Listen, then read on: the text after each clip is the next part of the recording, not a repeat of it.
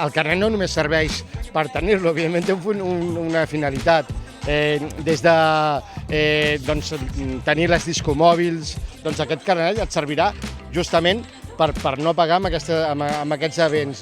També hi ha una altra cosa important, tots els descomptes amb tots els comerços que estan adherits amb aquest carnet. A nivell esportiu exactament el mateix. La història del carnet jove és que no només amb això, sinó a nivell puntual, tothom hi pot participar-hi. Parlo d'entitats com parlo de qualsevol esdeveniment de qualsevol tipus.